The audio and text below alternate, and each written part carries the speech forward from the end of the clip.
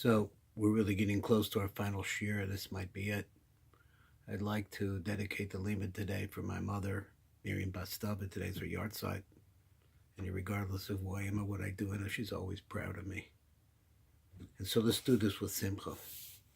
So I wanted to finish last week while we were still in the first half of the Jewish cycle, or what we call the cycle, the masculine cycle. But now we're starting on the Rosh Chodesh. Nisan is coming. We always have already a fall, a chalois of Pesach is coming, and there's a sense that things are growing. And that's because the sun is changing. The sun is now going to start to grow bigger and bigger.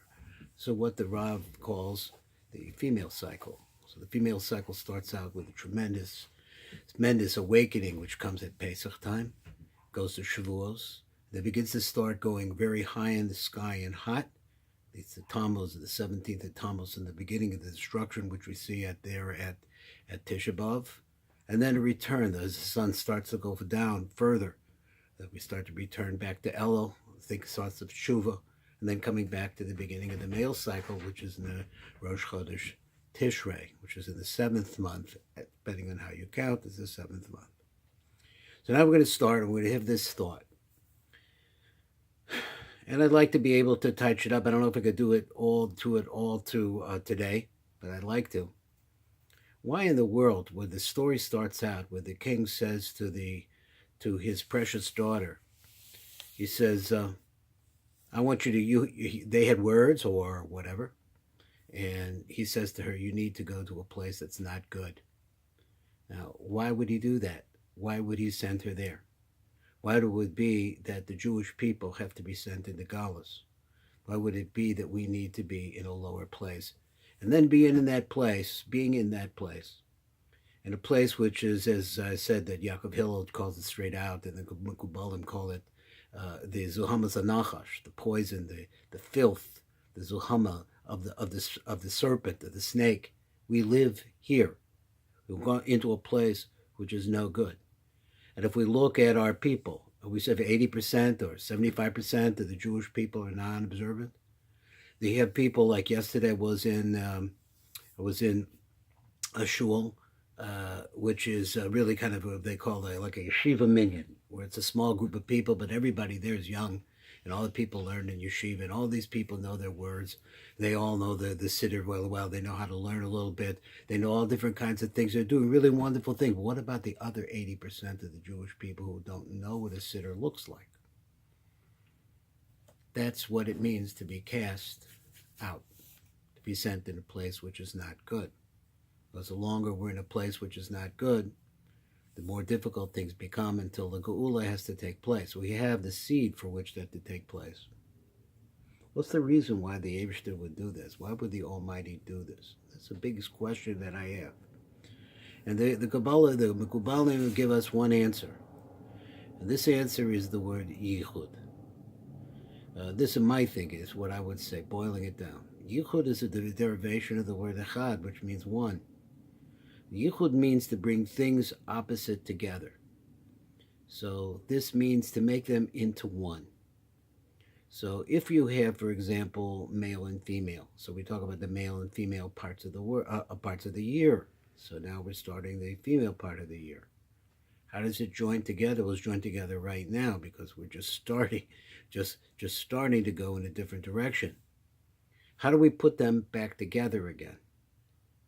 How do we put male and female together, husbands and wives, because their worlds are so completely different? How do we put a people who is cast out, the people that are in Galus, how do we put them back together with their source of the Ein Sof Baruch Hu, which is absolutely endless? But here we live in a finite existence, in a finite world, in a world where people, the majority, the overwhelming majority, everybody is on the wrong path. They're all saying the wrong things, giving the wrong advice. How do we find our way back to oneness again? That's what Yichud means. And that is the ultimate thing that a Jew can do.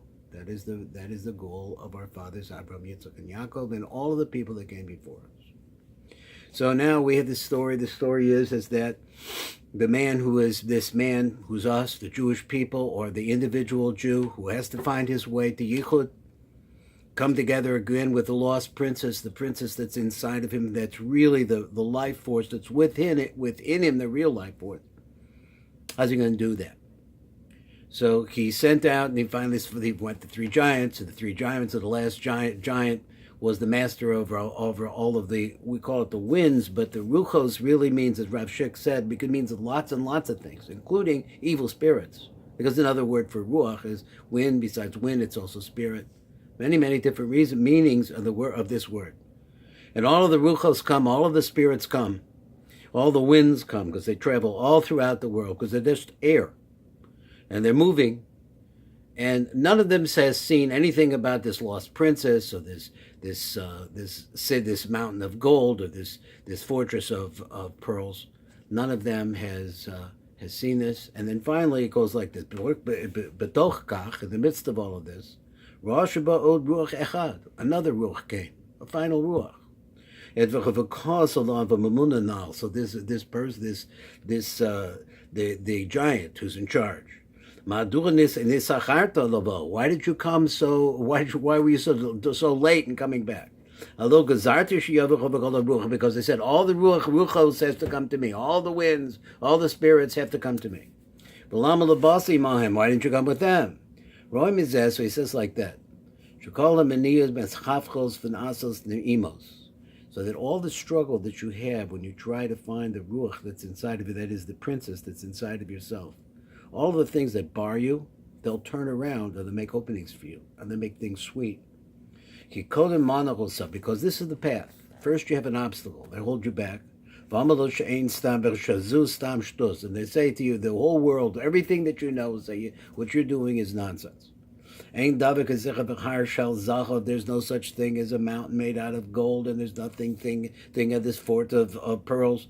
But when you're stubborn, and this Sheni the Melech, which is you and me, is that when we're stubborn and we keep trying, and they say to him, there's nothing, peace on akol mitzafek. And those who told you no could never be, everybody changes their mind. And those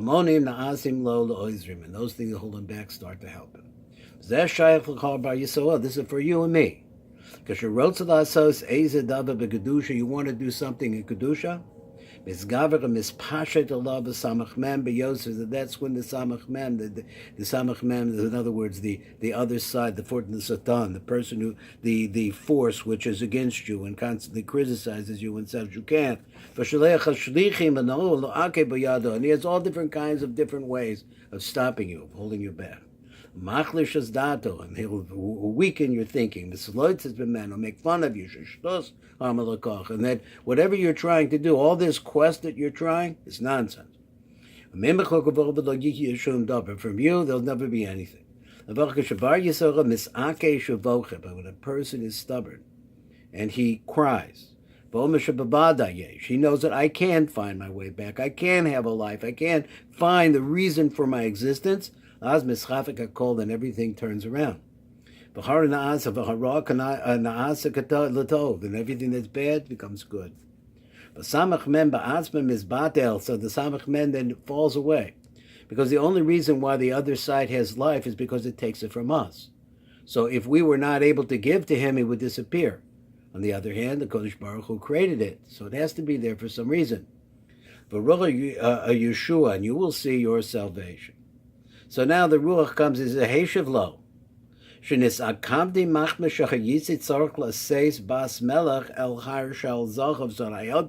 I didn't take this king's daughter to a mountain made out of gold and a fortress made out of pearls. And that set this Sheni Melech, this person, this Jew, this simple Yid, it turned him into tremendous joy.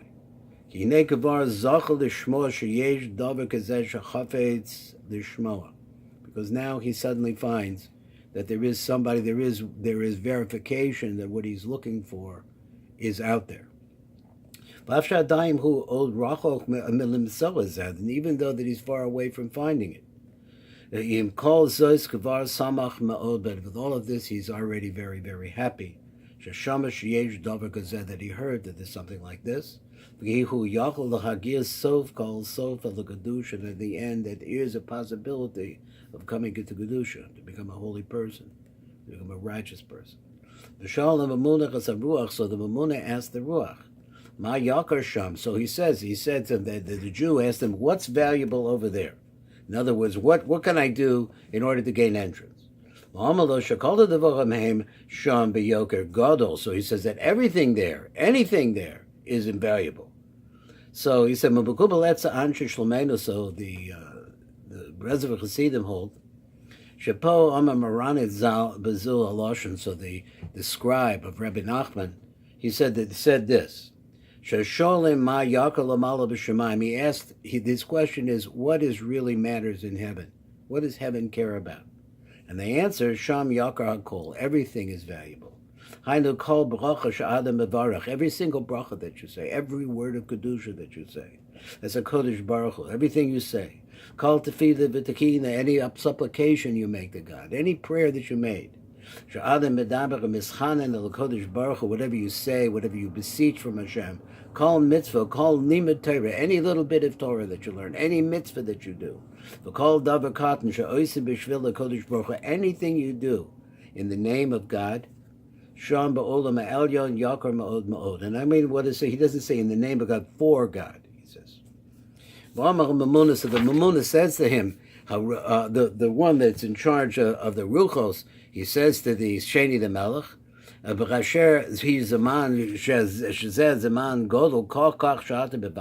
now you've been searching so long. So the other side says to him, he says, now, and you struggled so hard. So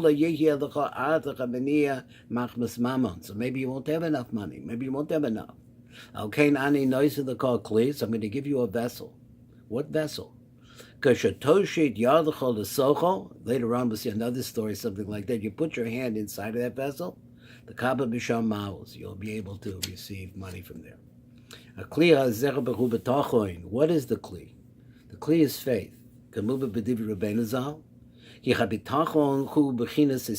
So prayer, that is trust, faith, is a concept of looking. That a person constantly looks to Hashem Yisbarach, only to Him, and he trusts in Him.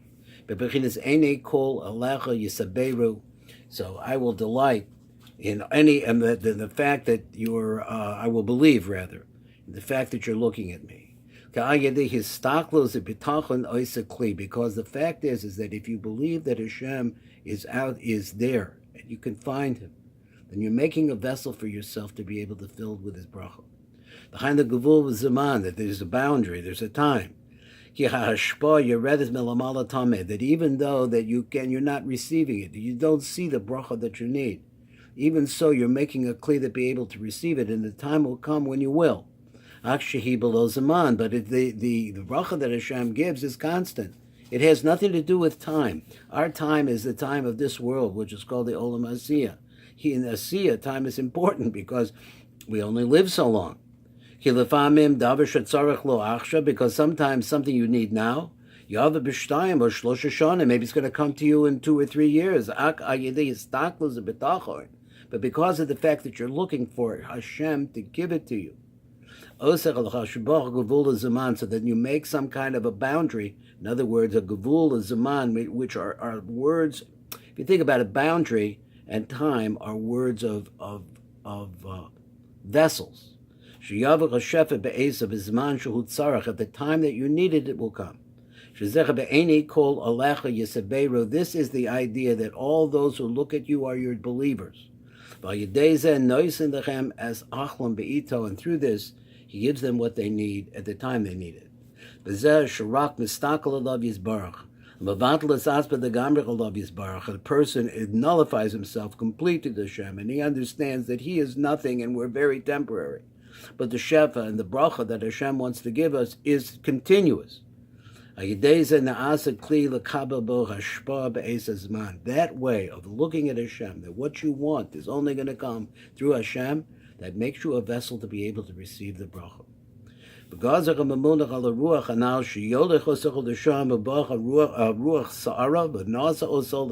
this, now he calls it, this isn't really an evil wind. Takes him to the place where the princess is to be found. And he takes him to the gate. So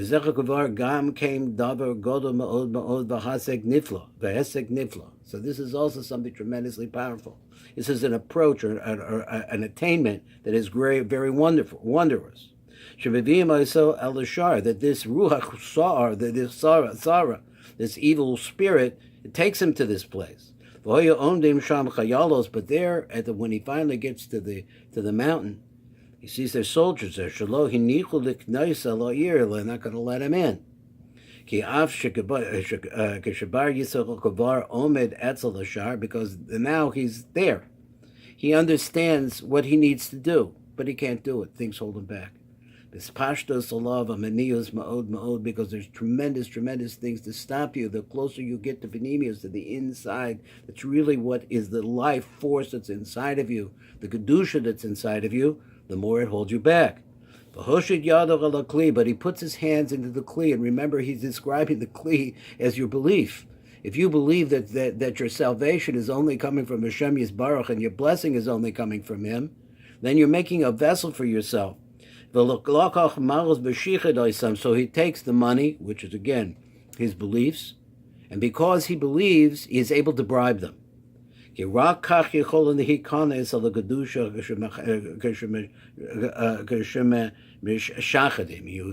make a shacha is the concept of bribing.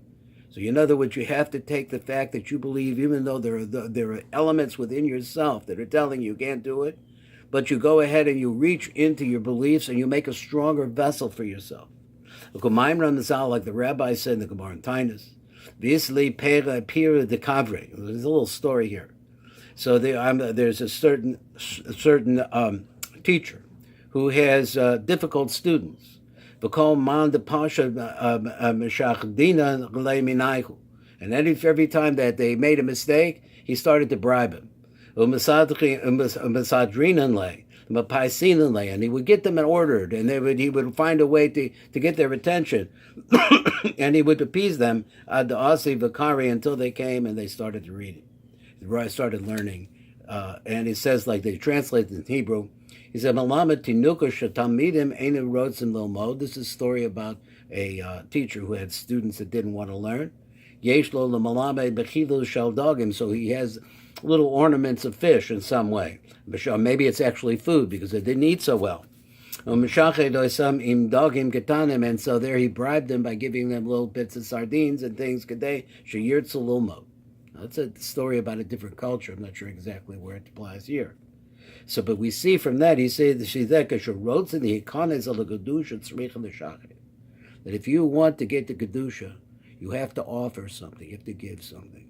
You have to give something of yourself. You have to pray harder. You have to reach into your belief system.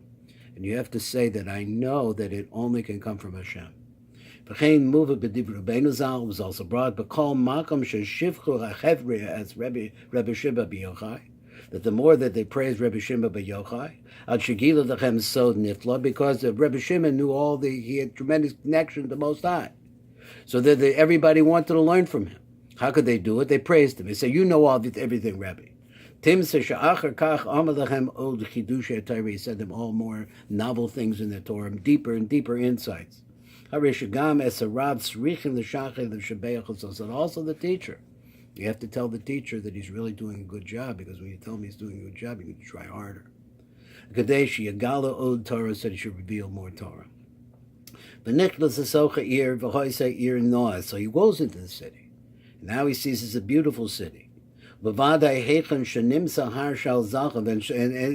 Shik writes like this: it's for sure, when you find this mountain of gold, Mibsar Shal Margolios, and the fortress of pearls, Shasham is Gala Gedulas Bar Yisrael, now there you will find the greatness of the Jewish people. Zu Ir Yafa Ma'od, that it is a beautiful place to dwell. V'halak El Gevir V'sachalo Mazayna, so he goes to a rich man, and he's able to buy from him food. That he finds a place to dwell. Let's say a place of learning, a place where you can learn, private place, a place where you can get close to the kedusha that you seek. So you need to know where he's going to eat, where he's going to sleep, because it's necessary. This is not something you obtain in a moment. The whole story has been a struggle. And finally, when you reach the place, there you have to use your seichel. You have to say, how is it going to be possible for me to set myself up so I can stay here and do what I need to do to really absorb and make this unity happen. Because you have to use your brains if you want to bring the neshama that's inside of you, this precious shechina, which in this Ein Sof Baruch Hu, that wants this endlessness, this endlessness that is inside of you, which is just tremendous joy. You're going to have to use your head in order to figure out how to make it work. This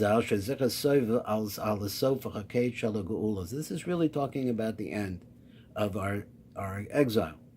But the end and how it's going to be, Rabbeinu Zal didn't really want to say. Because you have to have choice. You have to have the possibility of not doing this. So if he was to reveal exactly how to bring the lost princess inside of yourself out, then there wouldn't be any choice left for you. So therefore Rabbeinu Zal didn't say how it is that we're actually in the end bring this unity to pass. But you have to know that but in the end, we do bring her out.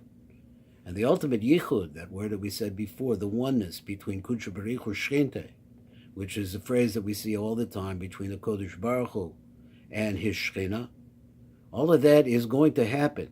It's going to be tremendous, tremendous joy when that happens. So